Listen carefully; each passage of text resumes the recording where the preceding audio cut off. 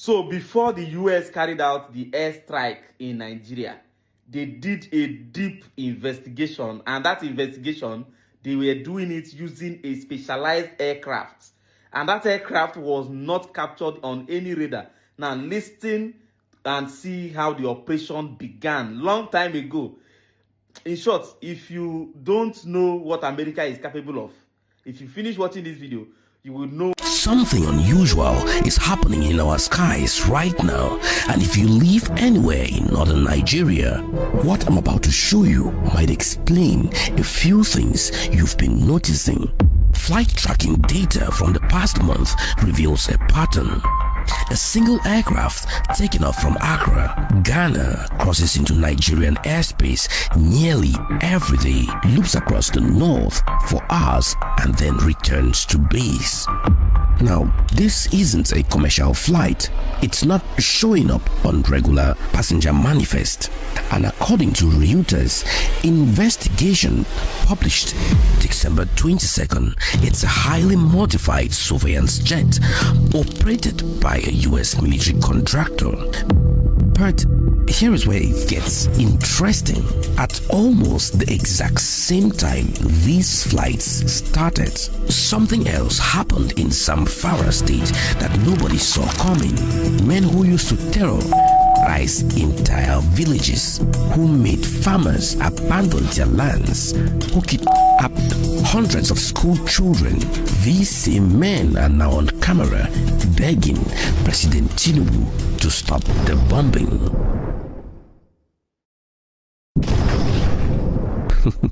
Yeah, you heard that right. Begging. What changed? Why is Washington suddenly watching us from 40,000 feet?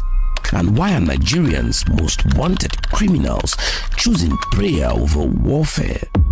So stick with me, because what's unfolding in northern Nigeria right now is bigger than most people realize. And by the end of this video, you would understand exactly how intelligence in the sky is reshaping the fight on the ground.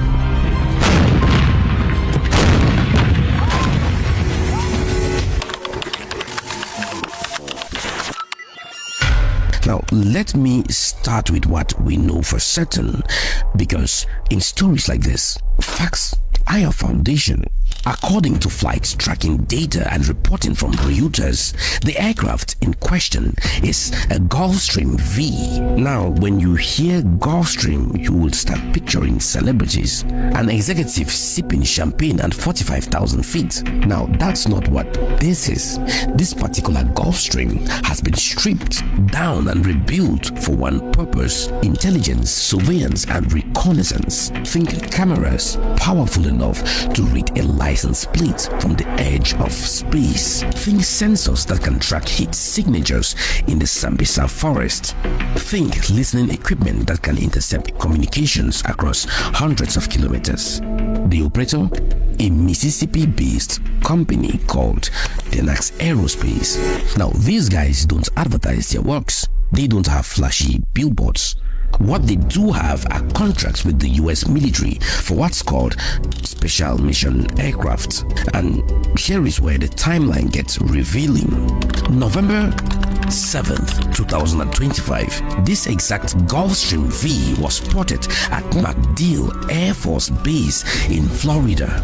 MacDill, by the way, is home to US Special Operations Command. That's not a coincidence. November 20th, Nigeria's National Security Advisor, Nuhu Rabadu, sits down with US Defense Secretary Pete Hegseth in Washington. Now, according to sources who spoke to Reuters, this is where the agreement was made. November 24th, the Gulfstream lands in Accra, Ghana, and from that day forward, it begins flying regular missions over Nigerian territory. Now, official statements from both governments have been careful. The Pentagon told Reuters they had productive meetings with Nigerian officials, but declined to discuss specific intelligence activities due to diplomatic sensitivity. Translation? Yeah, it's happening. We are not just going to tell you exactly what we are looking for. But here is what I want you to think about. Why now? Why, after years of watching Nigeria's security challenges from a distance, does Washington suddenly need eyes in our sky almost every single day?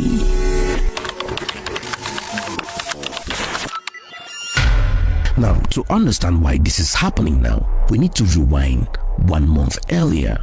In November, US President Donald Trump made a very public statement about Nigeria.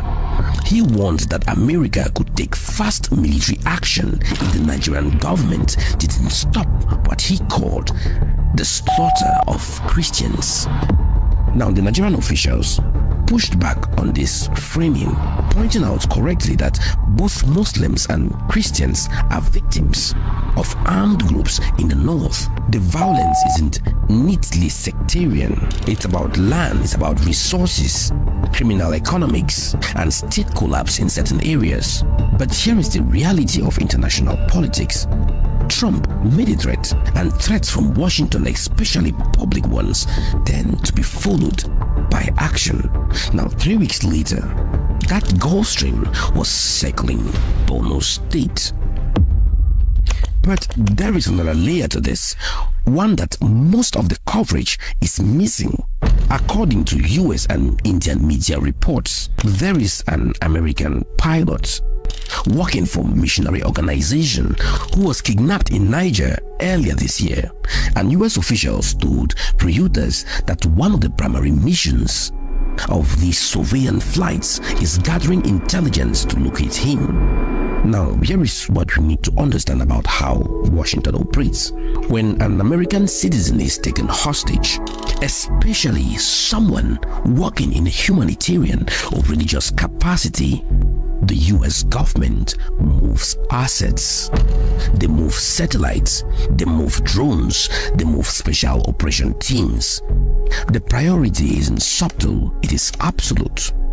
So the question becomes, is this surveillance primarily about protecting Nigerian Christians or about finding one American pilot? Or is it about something even bigger? So let's zoom out for a second and look at the regional chessboard. In 2024, Niger had a military takeover. The new military junta kicked out US forces and shut down a major American drone base. Shortly after, they welcomed Russian military advisors. That base was Washington's eye on the Sahel, on jihadist movements, on trans-Saharan smuggling routes. Losing it was a major intelligence blind spot. Now, look at what's happening. Ghana becomes the new hub. Nigeria becomes the new theater. And suddenly, the US has rebuilt its West African surveillance corridor, just through a different route.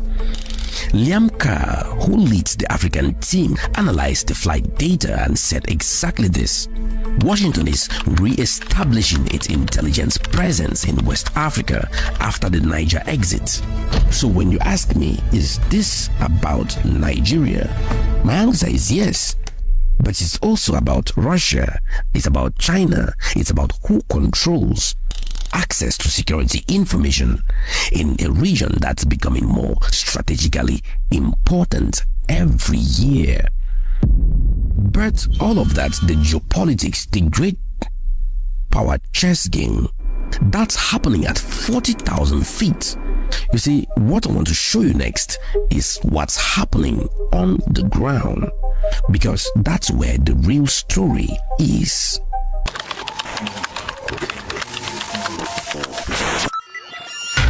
So while the Gulfstream has been looping across the north, the Nigerian Air Force has been conducting something they are calling Operation Fansan Yama, and the results have been dramatic.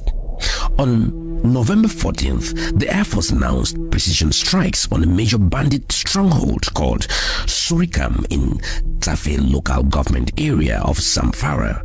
Now, according to their press release, they didn't just scatter the fighters, they destroyed logistic hubs, motorcycle convoys and supply routes. In July, they hit a convoy of about 150 motorcycles along the Kebbi-Zamfara axis. According to the Air Force, comprehensive intelligence and surveillance helped them track, confirm hostile intent, then strike. Now, airstrikes are controversial, right? There have been reports from local communities about civilian casualties. Investigations are ongoing, and that's a serious concern that deserves careful attention.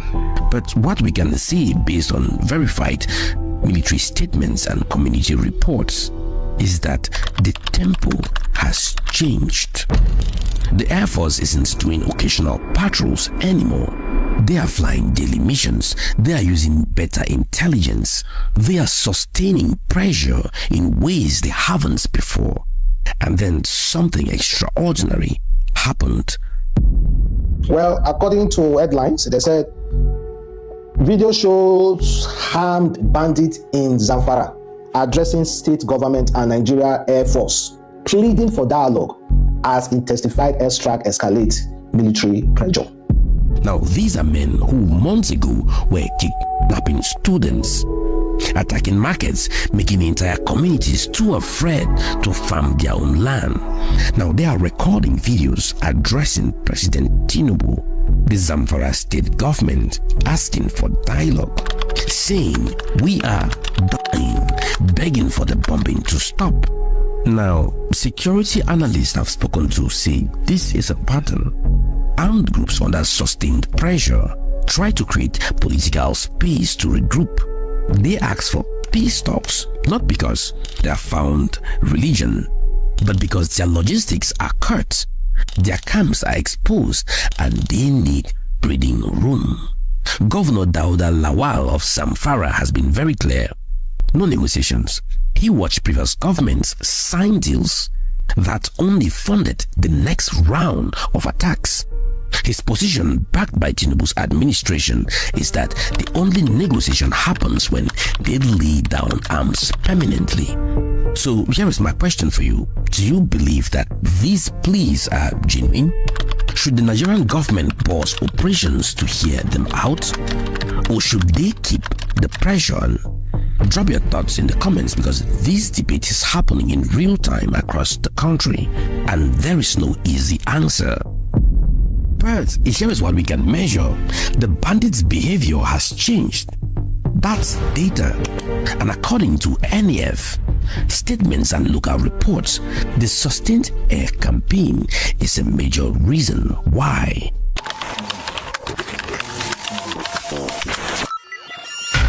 So let's connect the dots. You have US surveillance flights collecting high-resolution intelligence over northern Nigeria since late November. Flight tracking confirms this. You have Nigerian Air Force strikes becoming more frequent and more precise around the same time. Official statements confirm this. Now, no official source has publicly said the US data is feeding directly into Nigerian strike planning. That level of operational detail stays classified for obvious reasons. But analysts watching this say the pattern is clear. Better sensing from above usually leads to more targeted strikes on the ground. Now think about how this works in practice. Without good intelligence, airstrikes are risky. You might hit the wrong target, waste munitions on abandoned camps, or worse, harm civilians. The margin of error is massive. With real-time or near real-time intelligence, you can track movement patterns, verify targets, strike when convoys are in open terrain away from villages. The margin of error shrinks. Now, according to the IMF and World Bank data, insecurity in northern Nigeria costs the economy billions annually through disrupted agriculture, displaced communities, and blocked trade routes. Every month, these groups operate freely. That economic damage compounds. From a system perspective, what we are watching is Nigeria using every available tool.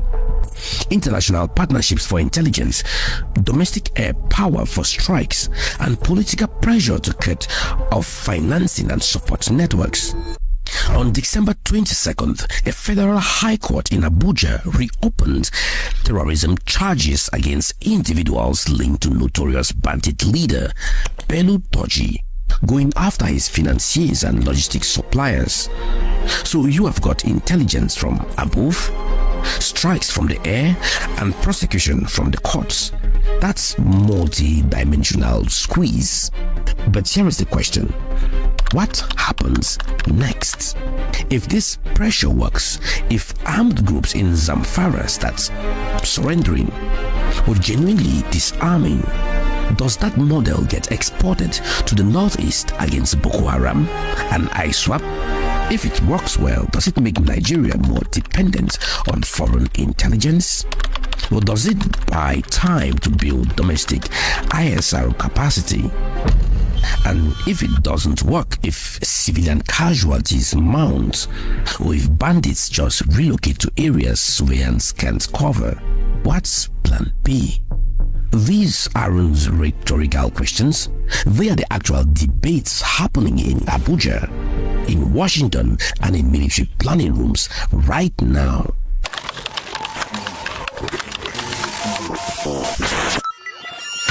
So let me bring this full circle. What's happening in Nigeria right now is a test case of how security partnerships are being rewired across Africa. After the Sahel military takeovers, after Niger chose Russia over the US, after Chad reconsidered its defense agreements, Western powers had to find new anchors. Ghana and Nigeria are becoming those anchors. But this comes with question that every African nation watching this will have to answer for themselves. When you invite foreign surveillance into your airspace, even with good intentions, who ultimately controls what gets seen and what gets acted on? When precision strikes becomes the default response to insecurity, what happens to the lower work of governance, development, and addressing the root causes? And most importantly, are we building systems that make Nigeria stronger and more self-sufficient in the long term, or are we creating dependencies that could limit our options in the future? Now, I don't have those answers. Nobody does yet, because these are still unfolding. But what I can tell you is that the combination of US intelligence and Nigerian military action represents a significant shift in how West Africa's security challenges are being addressed. The bandits begging for mercy in Zamfara, they are feeling it. The geopolitical chess game between Washington, Moscow, and Beijing over African partnerships, it's playing out in real time, and the choices Nigeria makes in the next 6 months about how to use this intelligence, how to protect civilians, how to balance partnerships with sovereignty, those choices will echo across the continent. 1. The US surveillance flights over Nigeria are real. They are daily, and they are part of a larger recalibration of Western security architecture in West Africa after losing the Niger base. 2. Nigerian military operations in Zamfara and the northeast have intensified with more precision and sustained pressure, and the behavioral change in armed groups from threats to pleas suggest the pressure is working. 3.